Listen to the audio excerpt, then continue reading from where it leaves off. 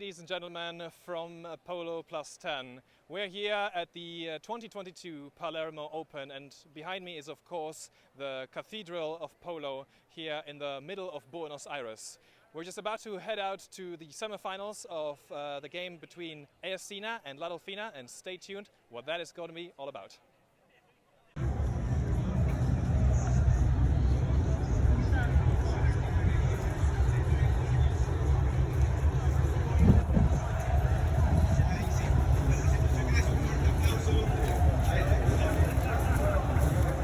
Seguime vos el pin.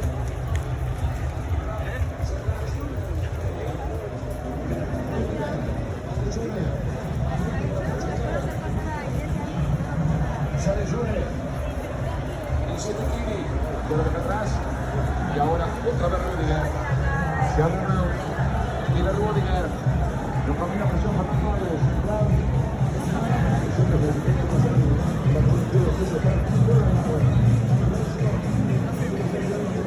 Pancho meinte, wir sollen zu B gehen.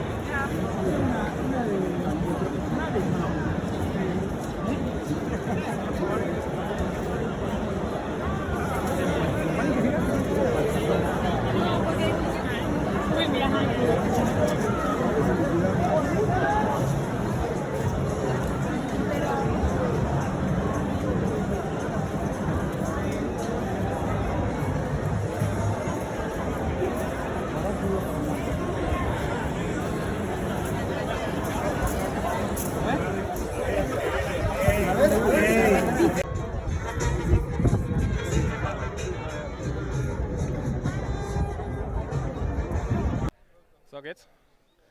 So we're now here at the major field of Palermo, and we have the game here. If you can see it, Argentina is facing La Delfina here for the semi-finals in order to get to the finals. And we're now in the second chukka, and even though there's no commentator for this game, the people are absolutely stunning how they know the game. Yeah. So the entire atmosphere here at Palermo is just, it's crazy. I mean, there are 30,000 seats here at this stadium watching a match 4-on-4. Currently it's 4 goals for La Delfina, 2 for Argentina, and again, the atmosphere here is absolutely vibrant with the skyscrapers of Buenos Aires in the back, giving it a very, very special feeling. And you don't really get the point that polo is a poor sport here in Argentina. I mean, it's just for everyone, absolutely. You can buy a ticket, it's around, I think, $40. And you can watch this. It is very hot, it's more than 30 degrees, but nobody really cares. And absolutely just like watching the game, and let's see how this will go. La Delfina just got a foul, so 2 minutes 58 to go, and we'll see what the results at the end of there will be. Thank you. So, ready? Let's go. Ladies and gentlemen, to my left here I have a very interesting gentleman, Pancho McLaughlin, who is the stadium commentator here at Palermo in Buenos Aires. Pancho, hi, thank you for having an interview with us. Pancho, I would like to kind of like ask you, because we just had one game and then we're going to have the second game, which is going to be the semi-final, Argentina against La Delfina. But now we had La Argentina against La Esquina, and you already told me before it's not exactly like a semi-final, so if you could just explain us, how does the Argentine Open system work? Yeah, thank you first for coming. It's a pleasure having you here in Argentina. Well, I'm Argentine and this is the best tournament in the world, so we're proud to be here. You know, I'm lucky to come every year because I live here, but it's nice to receive people from abroad. Actually, well, you have 10 teams in Palermo, and it's actually a system of points. So basically the winner of Group A and the winner of Group B will meet in the final. Okay. You know, so we just had the winner of Group A was La Natividad on Friday, because Argentina played, you know, the World Cup yesterday. And we're very happy that we beat Mexico and we still have a chance. You know, good luck today, guys, because you play now Germany against Spain, and also good luck. So well, La Natividad won Group A.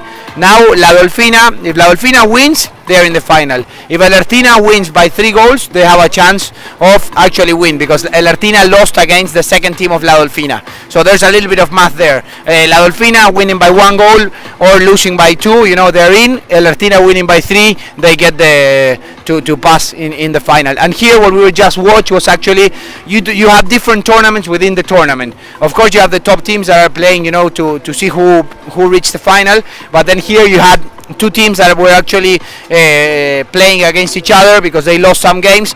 So now we got Iranita won, so they're gonna be next year in Palermo. La Esquina lost, so La Esquina has to, if they wanna have a spot in Palermo, they have to play the qualification, So to enter Palermo, you have, due to the qualification, the best 7 teams, they get a spot guaranteed. The number 8 in the ranking basically will play the winner of La Cámara. La Cámara is the second level, a big tournament that many other teams, 16 teams are playing. The final is on Tuesday. The winner of La Cámara will play the number 8 in Palermo in the ranking. The number 9th and 10th have to come back next year and play the qualification. That's basically how it works here.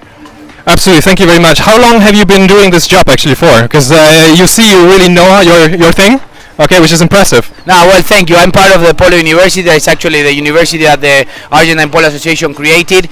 And the idea, we are, as Argentines are usually used to look the world, in how they do things. But in Polo, of course, everyone is looking what we are doing. So they developed this university to try to actually make the sport grow, not only in Argentina, but also around the world. So it's the knowledge of all the past, 40 years of the best players, the best riders and everything. So what we're doing now is to make the Polo more accessible for the spectators. Actually, this is kind of unique here in Argentina. We know Polo is commentated, as of course you do, all around the world, but here is a lot of years of tradition of not doing it, so we just started this year, and so far the feedback is really good. And now in field 1 we're gonna have also someone explaining what's happening, with the fouls and everything. It's not gonna be like field number 2, but we're gonna be live for the Instagram of the association, and we're gonna be actually commentating. And what we do is a commentary, more explaining the rules, the tactics, what happens with the horses, so more people can actually understand what happened. We identify that if more people understand what's happening inside the field, we'll definitely have more Polo fans. If then we have new Polo players, amazing, but at least we want to make it more accessible so that everyone understand the sport, that we love it, no? Pancho, thank you very much for your time. You need to get ready because obviously Argentina is now facing La Dolfina, and you just said it, La Dolfina has to win and La Esquina by 3 points. So let's see how that will go. We're obviously gonna have that coverage, and see you maybe soon later at a different game. Thank you very much. Count with us, and we will have you, if you are more than welcome to come to the transmission with us. You can be in a halftime or something, and we can make you some questions as well. So we will see you in field number 1. There's a big game coming up. Thank you very much, Pancho. Have a great day. Very good, man. And you can be, you have tickets now for this one. Where are you sitting? I suppose. Vamos a presentar a quienes van a jugar este encuentro del 129 Abierto Argentino de Polo HMC por la Copa Imperial, los equipos de la Dolfina Saudi. Standing here with Pancho, obviously from Polo University, from the Association of Argentine Polo.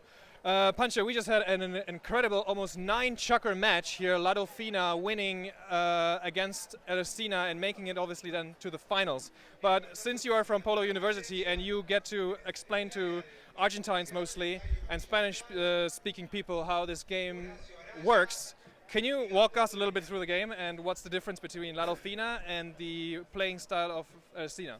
Yes, we had an amazing game here in Palermo. Actually, these games are usually played up to 8 chuckers, but it was a tie, so we went to overtime. And in the overtime, of course, it was like what we call Southern Death. The team that scored a goal won. And La Dolfina got a foul at the end in the last chucker, and they actually were able to win the match and get through to the final. And they're gonna play next Friday against La Natividad. What are you expecting from that game?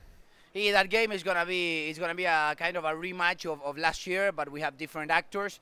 We have La Dolfina is considered one of the best teams in history.